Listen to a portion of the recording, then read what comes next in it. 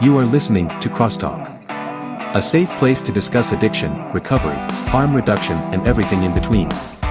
Support for this podcast comes from the Kentucky Opioid Response Effort and Advocates of Recovery. Content and production by the team at Turning Point Recovery Community Center. Now, buckle up and get ready for the show. Welcome everyone to CrossTalk Recovery, the recovery podcast that supports all forms of recovery. I'm Matt Lewis, and I'm here with Eric Hutchinson, Brian Watson, Tobias Smith. Welcome, guys. I wanted to have you guys on here, man, because I've had some peer supports and people that work at other treatment centers in the area on here, and we have yet to have you guys on. And, you know, I consider all you guys my brothers and friends. I know all of you from Center Point. You know, a couple of you guys came through behind me. Tobias, did you go through Center Point, or did you just work there? I went through Center Point as well. Years ago, before, yeah. But you worked there when I was peer mentoring. Yeah. So I mean, we're all brothers, you know. I know you guys all work over at Edgewater, and a lot of the guys from Edgewater come up to Turning Point quite often, and I've seen a lot of people come out of that program and succeed and either go back to work at Edgewater or to go on to do good things. And you know, I love seeing that, man. I love seeing success in recovery and what you guys do there. Something about it. I mean, it's a little small of a place down here, just the phase one, but, you know, it really affects those guys. They get close. They start to really want to change. And, you know, it's not – there's struggles with every recovery center. Not everybody's going to get it. Not everybody's going to get the first time. But you guys have had a pretty good success rate over there, man. And I think it has a lot to do with you guys, you know, leading by example. And I appreciate that. So I just wanted to have you on, man, to kind of talk. Why don't you guys share a little bit about yourself, you know, what got you to where you're at, why you wanted to do work in recovery, and, you know, what you guys do over there. Well, you know, like you said a second ago, like I went through Center Point Recovery Center. And, so when I came to Center Point, I didn't come on my wishes. Like, I was actually in drug court at the time, and I'd screwed up a lot and ended up going to a 30-day rehab before that. So when I got to the Fuller Center and, you know, I went through the Fuller Center that last time, I don't know, something had to change. Me and the judge had talked multiple times, and he was like, you know, why would I give you another chance, you know? And I got tired of disappointing people. More importantly, I got tired of disappointing myself. Yeah. So I decided to go to Center Point, you know? Going through Center Point and staying and mentoring and getting my alumni status, you know, you see those guys that come in there all the time. And I remember I wanted to be like them because they looked happy, genuinely happy. And, you know, once I went through the program, you know, I got a little bit more clean time under my belt, and I come back to work for 4 years. And the rest is kind of history. It's all personal growth. I ended up at Edgewater as a peer sports specialist at first. And once I got to a certain point, got a degree, I started doing case management. Yeah. And, you know, other people started taking my place as peer support. And Edgewater is really the first place I've really felt like home, to be honest. Like, I've got love for Center Point. Yeah. Because I wouldn't be here without Center Point and the grace of God. But like Edgewater, it's just, I feel like I can be myself there. You know, and it's such a small clientele base at the moment that you get more individualized care with these guys. Yeah. And I really enjoy it, definitely. The case management side of it, it's a little bit more stressful because you deal with the court and different aspects of the needs of the clients. But, like, it's worth it. Some days are stressful, but it's worth it, definitely. So. Yeah. Oh, I agree. It's definitely worth it. Trying to help somebody, seeing the light come on, all the things that we always talk about. But, yeah. What about you, Hutch? Me, well, you were my peer support over at Center Point. Oh, I went to Center Point on my own, and then when I left there, I ended up getting court ordered to another treatment facility, and I chose to go to Edgewater. With going through that program, like the way all phases are laid out, like it was absolutely amazing. Like phase 2, like each phase gives you different privileges as you go. Like in phase 2, you got a little bit more privileges. Plus, it was a new area, Moorhead, never been there, so had to test out my like ability to build friendships and relationships and everything. So got to meet all kinds of amazing people up there because recovery's strong up in Moorhead. Phase 3 gives you the ability to get a job and kind of transition you over into living. And while I was there, it kept getting brought to my attention, or they kept asking me if I ever thought about working in recovery. And at that time, I wasn't. But I started thinking about it, and I was like, I'll give it a try. And I'm an adult peer support specialist there, and I love it. Like, I love being able to help people. Like Tobias said, like, get into, like, it's smaller so you can individualize and help each individual person in their own way, you know, kind of help them connect. I teach, I do individuals and teach groups over there, and I like it. I love it. Like, this is home for me. Yeah, that's great. I know, like, I say it all the time, like, as smaller facilities like that, or even like the smaller meetings, I enjoy those more because I feel like people feel a little more comfortable. They're not, you know, overwhelmed by so many people in the room. They don't want to talk, or they get shy. They can, they open up a little better. I think it's probably like that in the smaller facility too. Like, I know there's places like ARC has like 600 guys in there. I don't even know how they do that, but, you know, more power to them. But yeah, I mean, I love seeing the big meetings and seeing like that many people in recovery trying to do, whether they want to be there or not, like that there's such a large recovery community in this town. But I feel like the people could get more out of that intimate thing. And that's why, like, when I was a peer mentor at Centerpoint, you know, I wouldn't have wanted to be, everyone said MT1 was the best job they ever had in their life, you know, MT1 peer mentor. But I enjoyed being like, just having a caseload and being able to like work with the guys one-on-one and try to really understand where they're at, you know. So I get where you're coming from. Brian, what about you, man? Yeah, my story's just like, you know, these other guys. I went through Centerpoint, and I can't take nothing away from it. I still go up there and visit guys, you know. I think it's a big part of recovery in general is seeing people come back, you know, and seeing the success in it. And I guess when I got to Edgewater, I didn't know what to expect at first, you know, but with it being such a small group, just like you guys was talking about, it felt personal, you know, like their dynamics a little different. You know, there's clinicals that are done there, and like that helps me get like my thinking processing down, and then I can look back at like my own personal behavior and see how it needs to change. And that's a big deal, you know. But it's good, man. You know, I went to Moorhead. The fellowship up there is like nothing I've ever seen before. You know, they accepted me right away, and I was kind of like, don't, you know, because you hear this a lot, you know, hey, come here, man, you know, I love you, give me a hug, you know. Yeah. I'm like, hold up, bro, I don't know you like that, you know.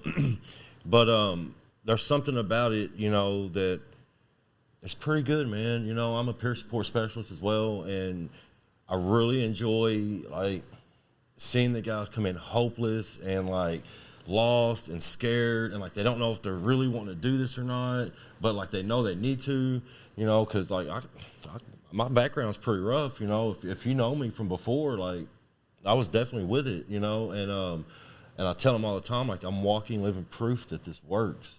You know, you sit still, apply it, and you can be successful, you know. Like, I'm a college student now, you know, and it's because I've seen other people do it, you know, it inspires me. I was asked to drop out of high school when I was a junior, you know, and, like, I complete the program there at Edgewater. I come back, everybody there's in college, and it turns out I like doing this too, you know. I can relate to people, I can talk to people.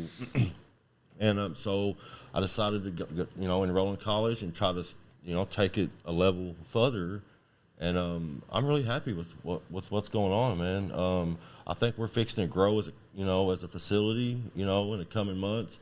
And I think the program has a lot to offer the community. I really do. It's good. Yeah, absolutely. Yeah, we know we've been hearing about you guys going to grow, get a phase 2, 3 down here. I know that's coming sometime soon, later this fall, which is great. And that's another thing, like you're talking about being in school, man.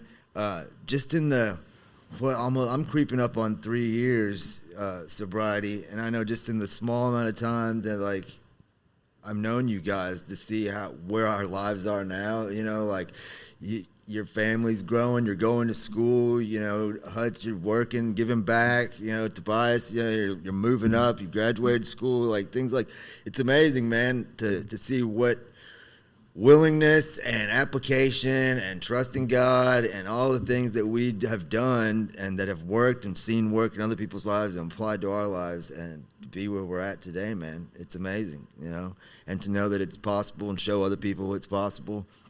That's what it's all about. We'll be right back. Hello, everybody. You want to know something? My biggest issue with meetings is, despite their name, they're never about me. Here at Turning Point, all of our meetings are for you and about you. We have meetings at least 3 times a day, 7 days a week. We are located at 415 Broadway, Paducah, Kentucky. Call 270-444-3621 for more information.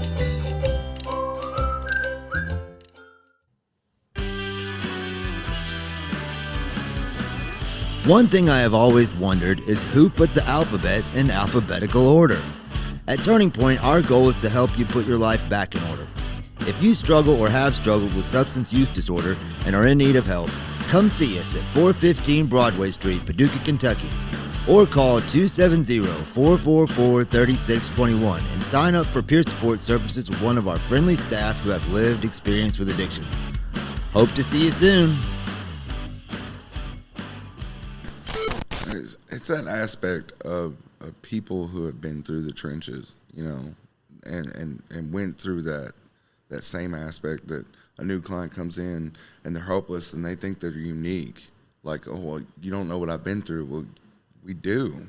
And I think that aspect is what makes working in this field so much better, is we have that experience to offer. No matter where we go in our careers, that lived experience will always be there. And that is the most powerful tool that we can offer these guys.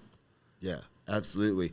I mean, that's what that was one thing that was like, made me feel better about everything in general coming through treatment, was that like, if I was to use this to help someone else, then all of that wasn't for nothing. You know, all those wasted years that I felt like I was, you know, doing nothing, going to jail, pissing people off, harming people, miserable, depressed, all that stuff wasn't for nothing if I can use it to give back and relate to someone else who's going through the same thing and show them that that there's a way out. Definitely. Yeah, that's all I go to work on is just my experience, my strength, my hope, you know, just my lived past and my understanding from then and now, in recovery and in the madness. Like, it's all I teach from. That's all you need, you know. I mean, we're learning stuff along the way on how to better deal with people and stuff. But because I know, like me starting out, like Brian was saying, like I used to handle people a little rough. You know, now I got to meet you where you're at. You know, not everybody's on the same level, and everybody needs something different. You know, some guys want to be yelled at, and some people you have to love them back to life. So it takes what it takes. But yeah, it's funny, you know, like the way people look at me and perceive me. Like a lot of times I get like, man, I really thought you was gonna be a jerk, you know. Yeah. And like I get it because, you know, of course these guys, you know, of course I am to them. But once we get to conversating and talking, you know, like you said, like I can meet people where they're at, and there's a compassion for it. I didn't know life was going to be like this. It's a huge surprise, but it's not like it's like oh wow, this is what I was missing, and it gives me drive, you know. And I want to see other people succeed, you know. But for me, it's like people are circumstantial, like you said. I have to meet this person here. I might have to be a little bit more brutally honest with this person because that's the only way they understand it. But this person, I can just kind of, like you said, love them back to life or whatever, and just meet them in the middle and then show them, like, this is possible. It is possible, but you have to sit still, you have to be willing, and you have to apply what we're trying to teach you. And if you can do that, and the more I do it, the easier it gets. But trusting to do that is huge. And something about that small community makes it easier to trust, because you feel important when there's a small knit as opposed to 80 to 120 guys. Right. It's not like we're just being processed through like cattle or something. Yeah. So I think it's really good to be more individualized. Yeah, like that's one thing I noticed come through Centerpoint. When I was there, we were locked down the whole time, and it was COVID, and it was not as many people in there, and we became pretty close knit because we had no choice. We couldn't go anywhere else. But I see now that it's a lot more people in there, and it's opened up. There's like cliques and stuff, and the guys can get divided.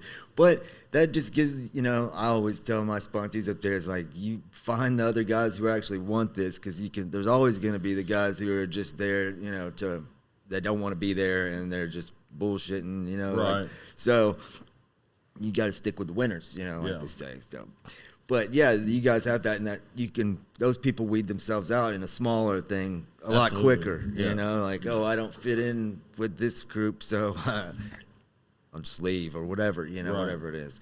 But yeah, it doesn't take long to see who's trying to do something different, and who's just trying to get out of jail or out of consequences or appease a judge or probation, parole, and they usually weed themselves out like pretty quick.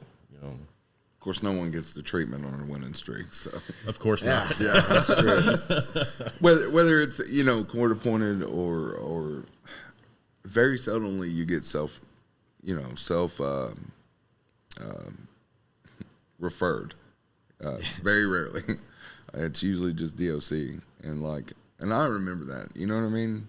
And we can all relate to that. I wouldn't have went.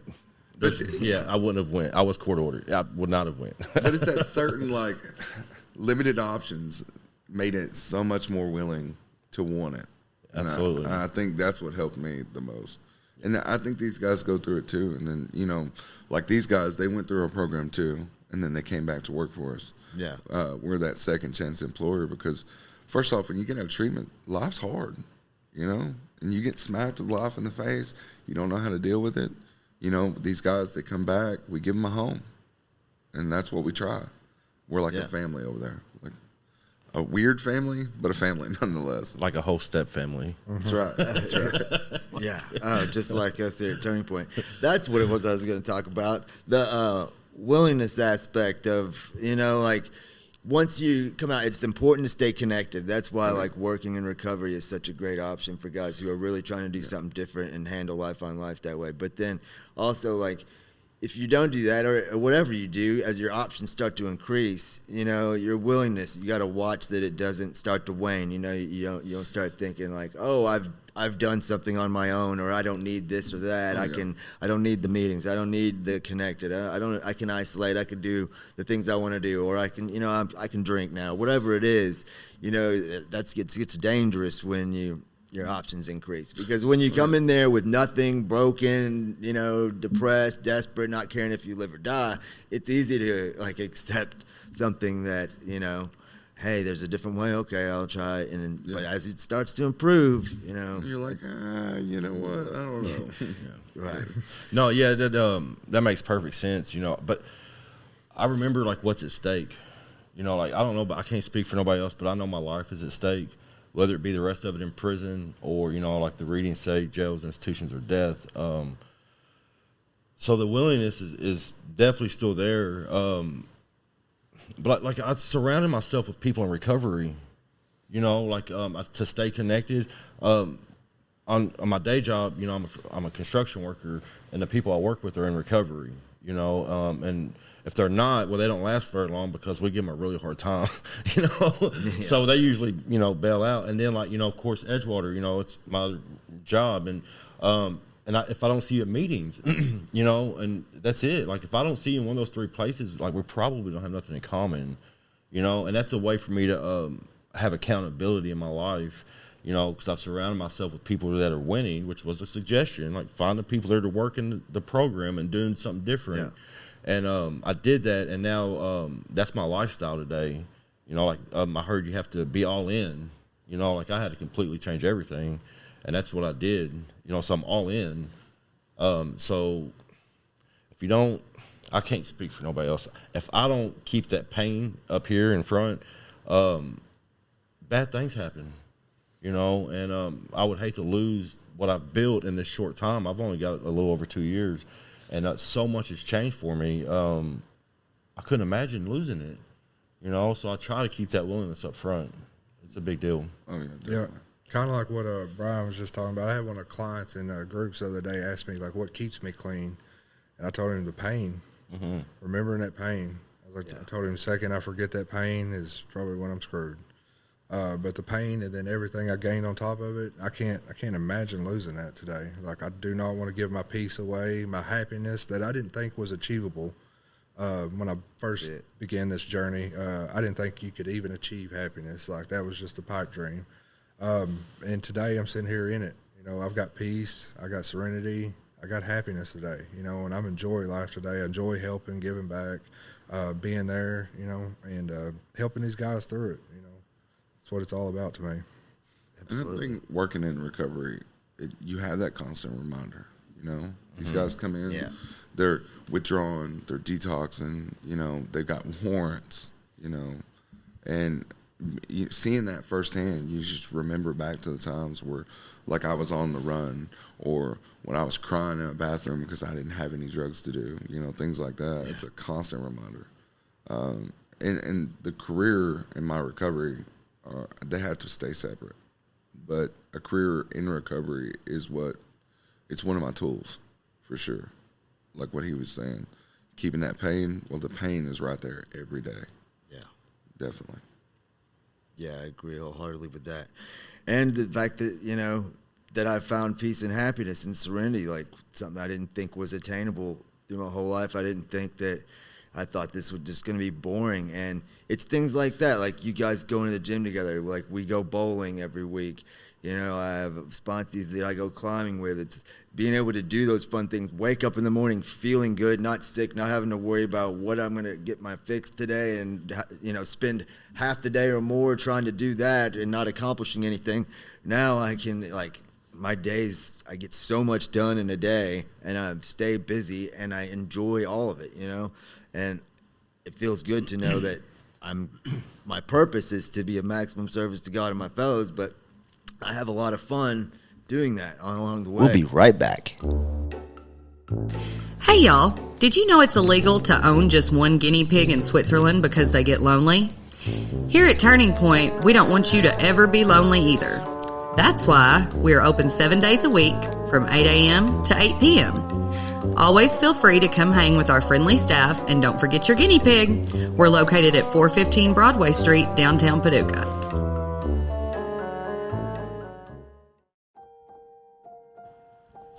As a woman in recovery, I know how important having a fellowship of women has been for me.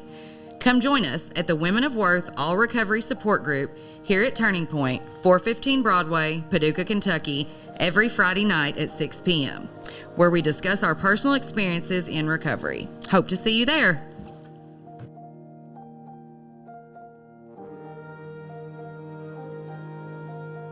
I heard you guys have been going to the gym together. Oh, You guys got a car? I mean, It's more like a convoy rolls out at 4 and we're all on our way.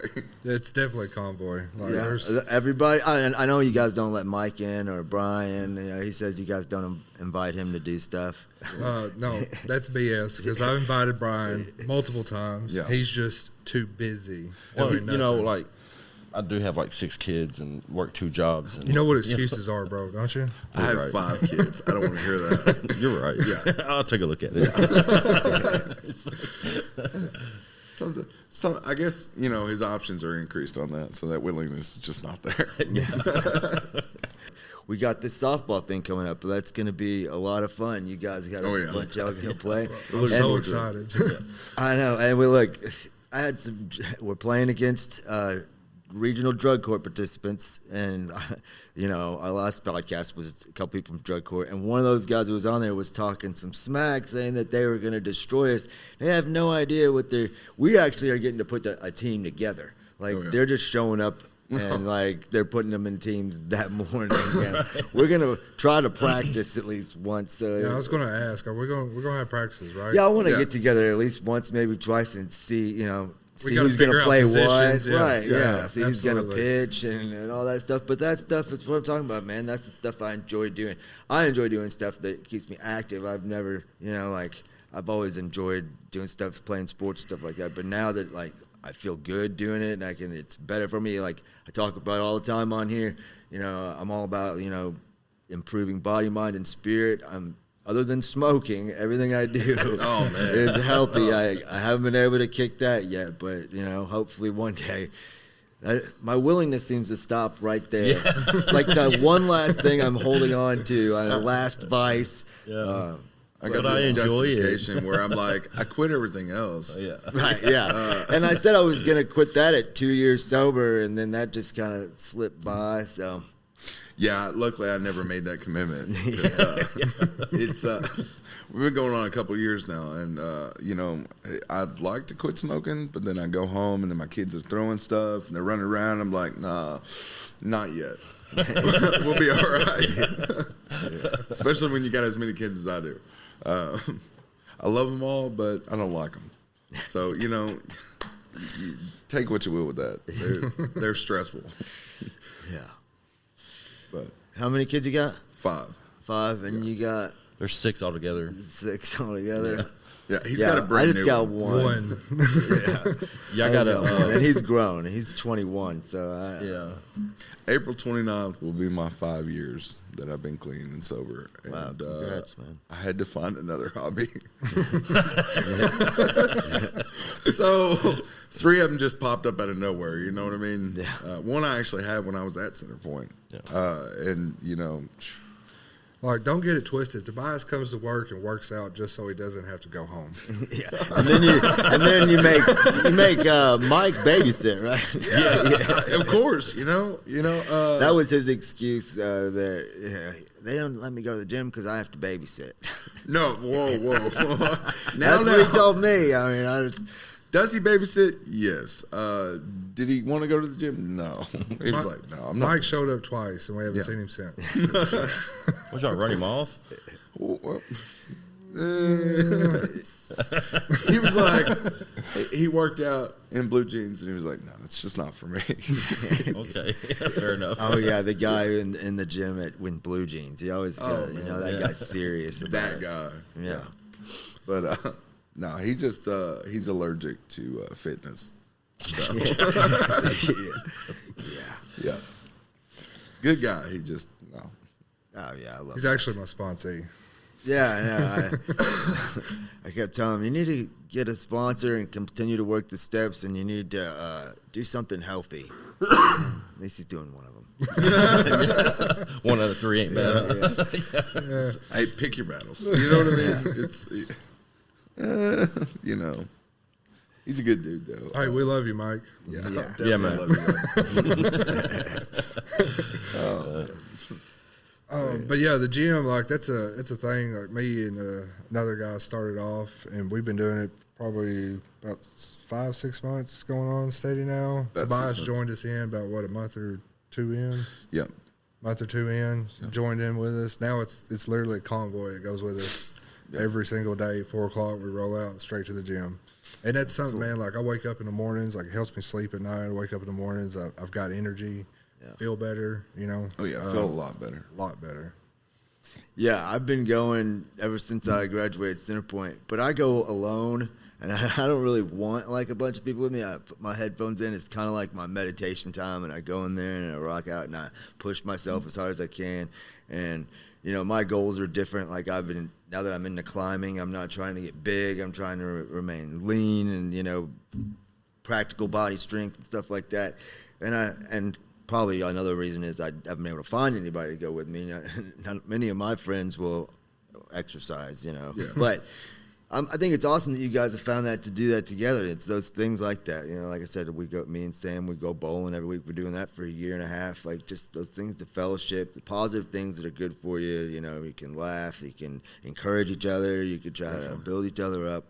So that's great. I think it's important for all of us in general and in recovery for sure. Oh, definitely, You know? definitely. We do things outside of going to the gym too with each other. Like we'll go to the movies. We went to Atomic City 2 weeks ago. Yeah, went to the movies. Yeah, went to the movies. Went to Atomic City. Rode go karts like a bunch of kids. You know. Yeah. I had a great time. Like we do that stuff all the time. We play golf. Yeah. Yeah. We got a group of us that goes and sees. We're Marvel nerds, and we'll go see every Marvel movie. Like the weekend it comes out. Yeah. Yeah. A couple weekends ago, we went and saw John Wick. Went to Atomic City. He's a child. I am definitely. We had to hurry up and get to Atomic City, so he didn't have any lines for the go-karts. And still came in last place on go-karts, by the way. Don't know how that works out. But Me and this kid got into a fight on the track. He just wasn't having it. Yeah. But, you know, we have a great time, man. Yeah, that's what it's all about, man. You know, we wasted so much of our lives, and now that's what I try to do is make the most of, you know, what I've left and really live life to the fullest, because now I can, and I don't have all those things dragging me down and those, you know, worried about cops over my shoulder or whatever else it is, you know. So, but I think it's awesome. I'm glad you guys do that. I'm glad you guys, because I do the same kind of stuff, you know. We just different crews, but they're all recovery. You know? Yeah. We just went and come play golf with us. That's what I was about to say, man. Are you guys gonna play in that a Center Point golf scramble that's coming up?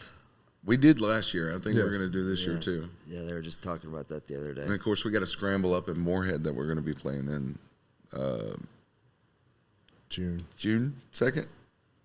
Yes. Yeah, my calendar's a little bit iffy, but yeah, they're having a tournament up there. We're going to go up there and play too.